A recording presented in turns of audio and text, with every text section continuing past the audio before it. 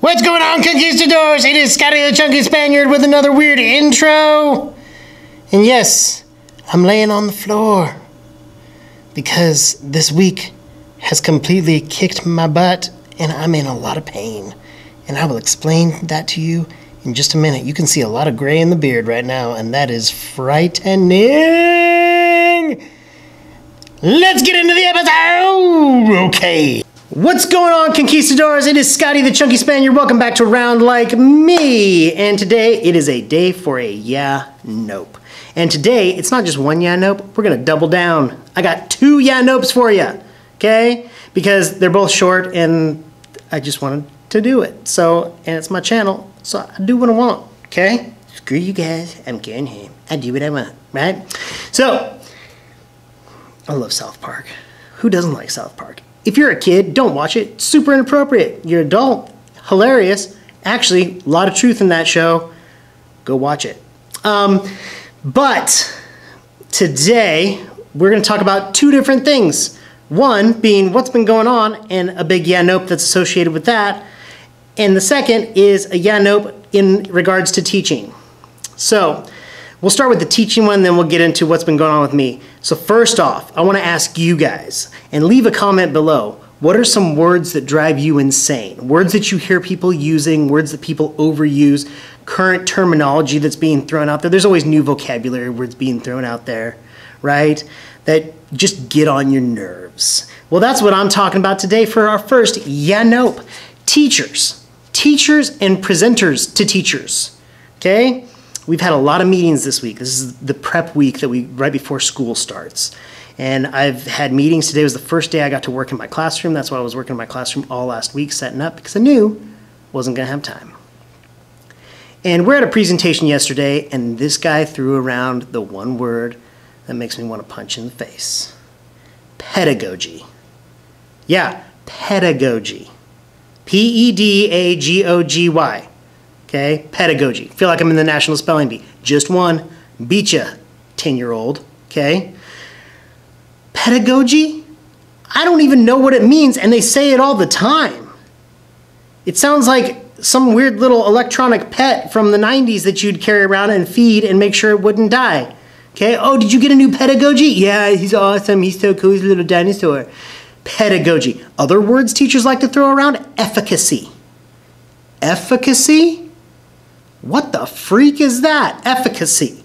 Then there's another one that the guy used yesterday. Heterogeneity. Okay? He was talking about making heterogeneous groups where you have like a high student, a low student, and like a couple medium students. Sounds like kinds of salsa. So like Taco Bell has their heterogeneous salsa mix right there by the napkins. We have heterogeneous salsas, everybody. We have a very hot, a mild, and a medium spicy. Don't you love the heterogeneous? Oh my gosh, drive me crazy. Pedagogy, efficacy, heterogeneity. What are some words that drive you crazy? Because those words are a big yeah, nope. And you overuse those because you're trying to sound fancy. That's what they're really trying to do. They're like, it's a buzzword, so they want you to use it. They do this when they interview people for jobs as well. What are the buzzwords? You always want to look for the buzzwords that they're using because then all of a sudden the principals think you know what you're talking about. It's all a big sham. Okay? You don't, or maybe you do, but you're going to use that all the time? Because if you use those all the time, you jerk face. It's true. Heterogeneity. Who uses that on a daily basis? Pedagogy, efficacy. Oh, Charles, did you hear about the efficacy? Yes. Oh. And then the pedagogy of that Rothschild is just absolutely ridiculous. Yeah. Drink with our tea and our pinkies sticking out. Right? Oh, I hate those words. Oh, and there's one other one. Teachers and principals also use other words that can be taken totally out of context. In the wrong way. I had a principal that would always talk about the thrust of his message. Oh my gosh, the thrust? So my principal used to use the word thrust. He's like the main thrust, the focus of what we're doing. Why didn't you say focus? Stop trying to use other words, because that is so gross. Thrust, the thrust of my presentation today. Oh my gosh. He would also squat in front of the kindergartners when they were sitting on the floor in the cafeteria with his legs open and his dockers, the crotch of his dockers right in their faces, asking them how they're doing. How's it going, kids? Huh? No.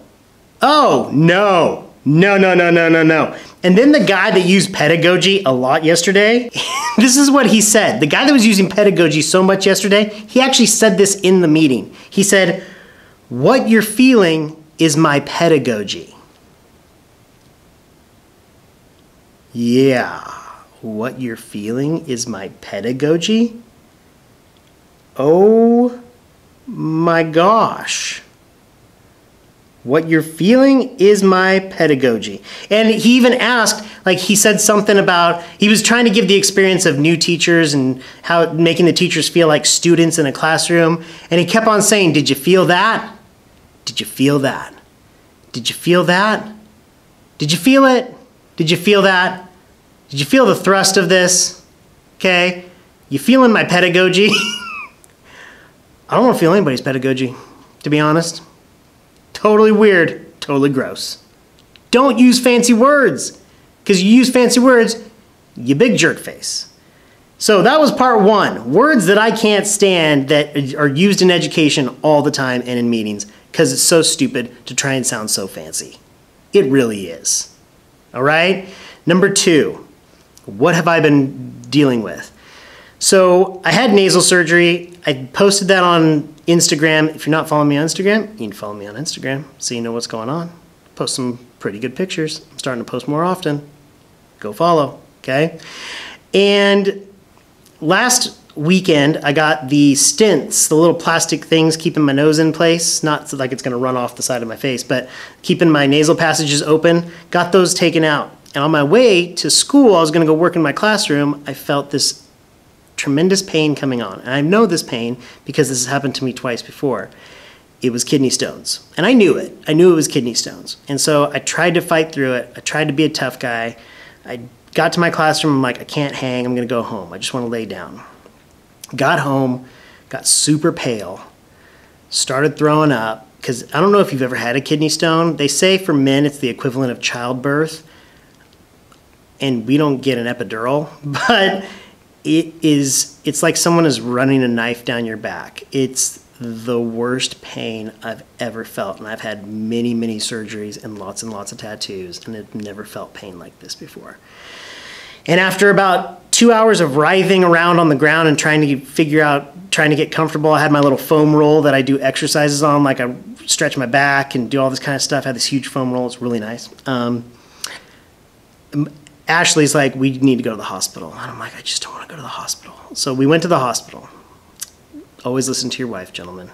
She was right. We were there for 5.5 hours.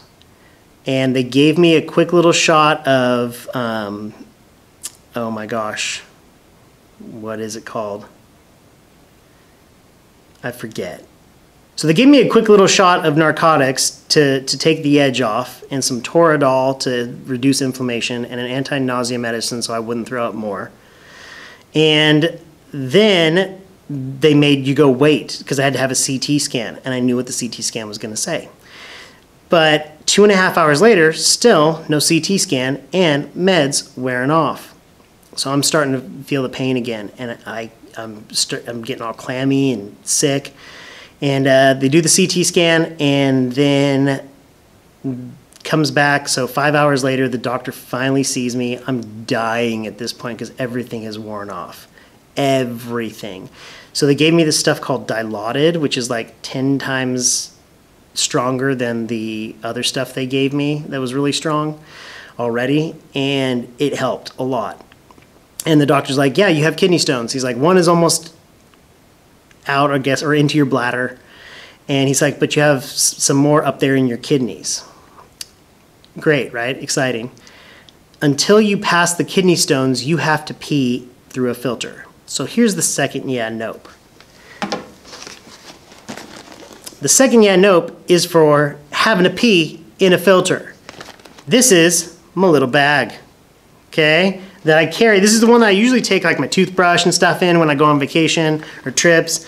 And so it's got my toothbrush usually in there and razor and all your toiletries. It's like your toiletry bag. I don't even know what the fancy term for it is. But I have to carry it to the bathroom every time to hide the fact that I am peeing through a filter. I gotta pee through a filter every time I go to the bathroom. It's the worst. It's so gross and it's annoying. Yeah, nope to having to pee through a filter. There's gotta be an easier way to get these kidney stones out. I've had surgery before. That's not fun. And not the kind where they, break it up with ultrasound and then, wait for it to come out. No. They went up and got it. Yeah. I was knocked out, but they went up and got it. So bad. Hurts so bad. Okay? Not hurts so good, John Cougar Mellencamp. Hurts so bad. All right? So, yeah, nope. Fancy words. Yeah, nope to having to pee through a filter. I go to the doctor tomorrow to figure out what they want to do. But all week I've been in pain and more kidney stones have been passing this entire week. What this is really telling me is drink more water, because I wasn't drinking enough water, and that's my bad. And 2, I need to eat healthier and get back in shape.